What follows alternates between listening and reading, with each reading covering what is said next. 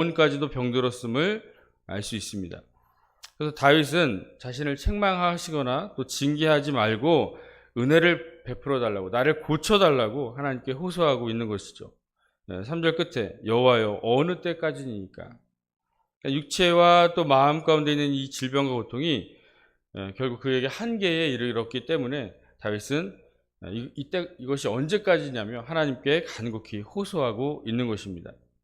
다윗은 어떤 사람입니까? 고난 가운데서도 믿음을 지켰습니다. 고통 가운데서도 참고 인내했던 다윗이었습니다. 그런데 이렇게 이토록 절박하게 하나님께 호소했다는 것은 어떤 의미입니까? 다윗이 하나님께 징계를 받는 것, 그리고 그 고통이 너무 크다는 것이고 그 고통이 끝나지 않고 계속해서 지속되는 것이 너무나 힘들었다는 것을 알 수 있는 표현이죠. 그래서 내가 당하는 고난과 고통이 사실 세상으로부터 왔다면 우리는 담대하게 믿음으로 이겨낼 수 있을 줄 믿습니다. 왜 그렇습니까? 우리에게는 하나님이 계시기 때문입니다. 하나님께서 우리의 문제를 해결해 주시기 때문입니다. 하나님께 간구하여 치유되고 해결될 것이기 때문인 줄 믿습니다. 그런데 내가 당하는 고난과 고통의 근원이 하나님이라면, 하나님께로부터 내가 그것을 당하고 있다면 이야기가 달라지는 것이죠. 내가 세상으로부터 오는 고난과 고통에서 건져주시고 또 해결해 주시는 분이 하나님이신데, 그런데 오히려 하나님께 징계를 받아서 하나님께로부터 내가 고난과 고통을 경험하고 있다면 너무나 힘들다는 것이죠. 그리고 징계가 얼마나 지속될지를 또 언제 끝날지 알지 못한다면 더욱더 힘들게 될 것입니다. 한 어린아이가 형들에게 괴롭힘을 당하고 구타를 당했습니다. 어린아이는 어떻게 하겠습니까? 부모님께 쫓아가겠죠. 부모님께 달려가서 말합니다. 그럼 부모님은 내 편이 돼가지고 도와주시겠죠. 근데 이 아이가 아이의 부모님께 잘못을 해서 혼나고 매를 맞습니다. 그럼 어떻게 하겠습니까? 그때는 그저 손이 발휘되도록 싹싹 빌면서 부모님께 용서를 구해야 한다는 것이죠. 다윗도 그랬습니다. 우리 4절을 다시 보겠습니다. 4절 시작.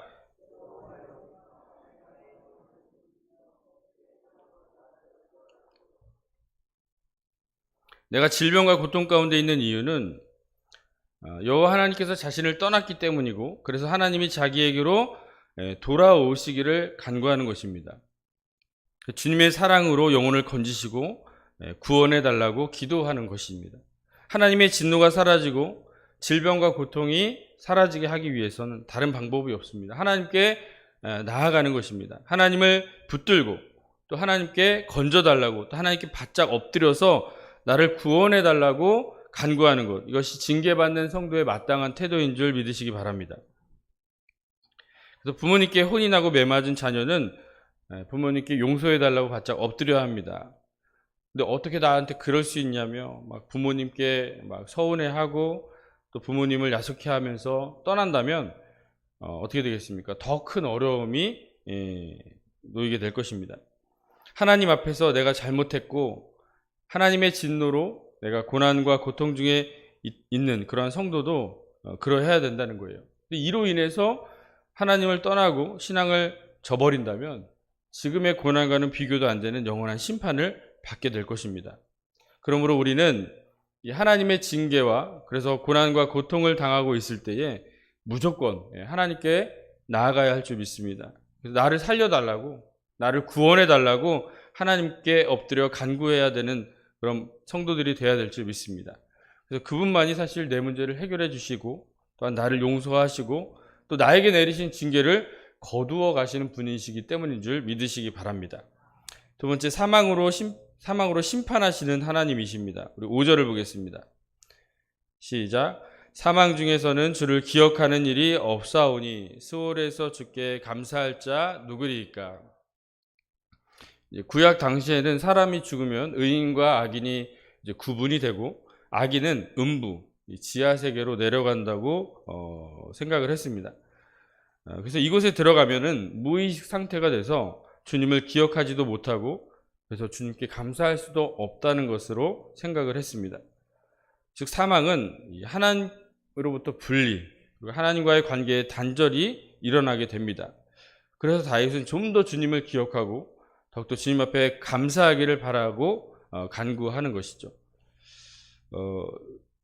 하나님의 심판은 언제입니까? 바로 예수님이 다시 오시는 그날 이후인 줄 믿습니다.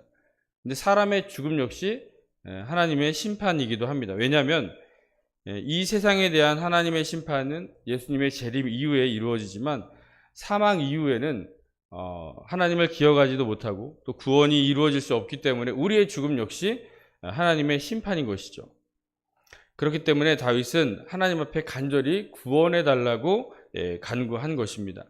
사망으로 그리고 예수님의 재림 때에 우리를 심판하시는 하나님이시기 때문입니다.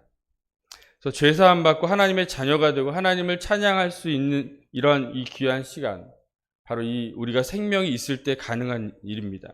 그러므로 우리가 지금 생명이 있다는 것 참으로 귀한 일인 줄 믿습니다. 그래서 살아가는 동안에 하나님을 기억하고 또 하나님을 찬양하는 것은 우리 성도들에게 너무나 귀하고 복된 일이라는 사실을 기억하시기 바랍니다. 그래서 생명이 있고 우리가 살아있는 동안에 날마다 주님 앞에 나아가시고 날마다 주님을 찬양하는 그런 복된 성도들이 되시길 간절히 소망합니다. 그래서 구약에서는 희미했던 하나님 나라의 모습, 그래서 신약에 와서는 완전하게 우리에게 보여주시고 또 알게 하셨습니다. 그래서 죽음 이후뿐만 아니라 예수님의 재림과 그 마지막 심판 이후까지도 우리에게 알게 하시고 보여주셨습니다. 우리의 육신의 죽음은 첫째 사망입니다. 그리고 심판 이후에 백보자 심판이죠. 마지막 심판에서는 그로 인해서 영원한 지옥, 불못에 들어가는 그런 영혼에 대한 심판이 둘째 사망입니다. 성도는 첫째 사망을 당합니다. 세상 사람들과 동일하게 첫째 사망, 육체의 죽음을 당합니다. 물론 예수님이 다시 오실 때까지 믿음을 지키고 죽지 않는 영혼들은 이제 당하지 않겠지만 대부분의 성도들은 당한다는 거예요. 둘째 사망의 해는 받지 않는다라고 말씀합니다. 오히려 하나님께서 예비하신 새하늘과 새 땅으로 우리를 인도하셔서 영생 복락을 누리게 하시는 줄 기억하시기 바랍니다. 그러나 하나님에 대해서 우리가 분명히 알아야 돼요. 예수님을 믿음으로써 우리가 하나님의 자녀가 되었습니다. 그래서 날마다 믿음으로 살아가는 이러한 신실한 성도들에게 있어서 하나님은 얼마나 큰 은혜입니까? 우리를 구원하신 하나님이시고 영원한 생명과 영원한 하나님 나라로 이끄시는 그런 하나님이십니다. 그러나 그렇지 않은 자들에게는 첫째 사망뿐만 아니라 둘째 사망까지 우리가 당하게 되고 또 하나님의 심판을 당해서 영원한 불못에서 고통을 당하게 된다는 사실을 기억하시기 바랍니다. 그래서 하나님은 몸뿐만 아니라 우리의 영혼도 능히 지옥에 멸하실 수 있는 분이라는 사실을 우리가 분명하게 두려운 마음으로 기억해야 된다는 것입니다. 우리가 사망을 당하게 하시고 또 우리를 심판하시는 하나님 앞에서 우리는 날마다 하나님께 간구하고 그런 하나님의 은혜를 사모하며 하나님을 찬양할 수 있는 성도들이 되시기를 간절히 소망합니다. 마지막으로 이 성도의 기도를 받으시는 하나님이십니다. 9절을 보겠습니다. 9절 시작.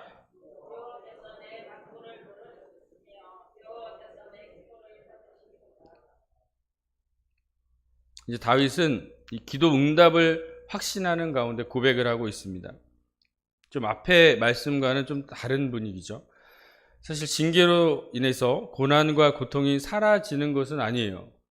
사라진 것도 아니었습니다. 그러나 응답에 대한 확신 가운데 이것을 받은 줄로 믿는 그런 믿음으로 다윗은 고백한 것이죠.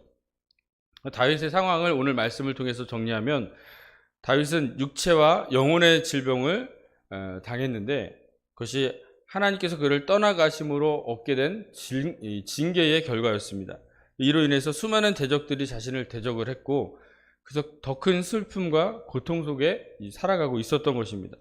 그러나 이제는 이 하나님께 다윗이 간곡히 간구하였고 기도를 드렸을 때 하나님께서 응답해 주셨다는 거예요. 하나님 그를 받아주셨고 그 기도가 하나님께서 응답해 주셨다는 그런 확신 가운데 나오게 된 것이죠. 그래서 자신의 모든 대적과 원수들이 부끄러움을 당하고 또 부끄러워서 떨게 될 것임을 고백하고 있는 것입니다. 이 장면은 마치 자녀가 없는 한나가 하나님께 기도 응답을 받는 것과 같은 상황입니다. 자녀에 대한 이 서원 기도를 한 후에 엘리 제사장을 통해 한나는 응답을 받습니다. 한나는 여전히 자녀가 없었음에도 이 기도 응답을 받았음에 평안히 집으로 돌아간 것이죠. 다윗 역시 그러했습니다. 그는 여전히 육체와 좀 마음의 고통 가운데 있었고 또 육체의 회복이 아직 이루어지지 않았음에도 마음은 여전히 이미 하나님께 응답을 받았다는 것이죠. 그래서 내 기도에 응답하시는 하나님을 이제 찬양하고 있는 모습을 보게 됩니다. 우리 사랑하는 우리 만수교회 성도 여러분, 하나님은 우리의 기도를 들으시고 또 우리의 간구에 응답하시는 분이신 줄 믿습니다. 그것이 당장 내가 회복되고 나의 문제가 해결되지 않을 수 있습니다. 그러나 나의 기도가 우리의 마음 가운데 응답되었다는 확신만으로도 감사와 찬양으로 주님 앞에 나아갈 수 있는 성도들이 되시기를 소망합니다. 구원이라는 것도 그렇지 않습니까? 우리가 여러분들 구원 받으셨죠? 근데 아직 구원이 이루어지지 않았어요. 예수님이 재림하시고 난 후에 마지막 심판을 우리가 당하고 난 후에 거기서 이제 새하늘과 새 땅 천국에 비로소 가게 되는데 우리는 여러분들 구원 받았다고 믿으시죠? 구원 받으셨죠? 네. 아멘이 없어서 당황하게 만드시네요. 네. 구원 받으셨어요. 구원 받았다는 것을 우리가 믿고 고백합니다. 근데 아직은 아니라는 거예요. 그럼에도 우리가 그 마음의 확신 가운데 구원받은 자처럼 하나님의 자녀로서 우리가 이 세상을 살아가게 되는 것입니다.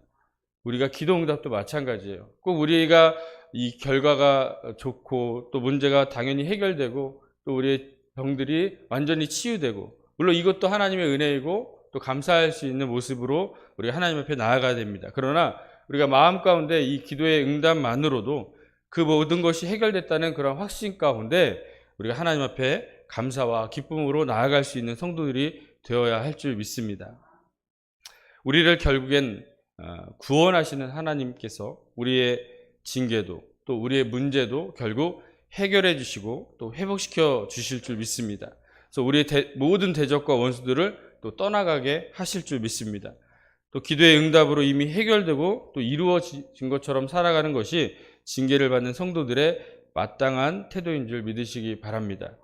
하나님께서 우리에게 복과 은혜를 주실 뿐만 아니라 또 그때뿐만 아니라 우리에게 징계를 내리셨을 때에도 또 이로 인해서 우리가 육체의 고통과 마음의 그런 고난과 대적들의 비방과 공격을 받을 때에도 우리는 변함없이 또 한결같이 온전한 믿음으로 주님 앞에 나아가는 성도들이 되어야 할 줄 믿으시기 바랍니다. 그 믿음으로 끝까지 승리하는 저와 여러분 되시기를 간절히 소망합니다. 기도하겠습니다.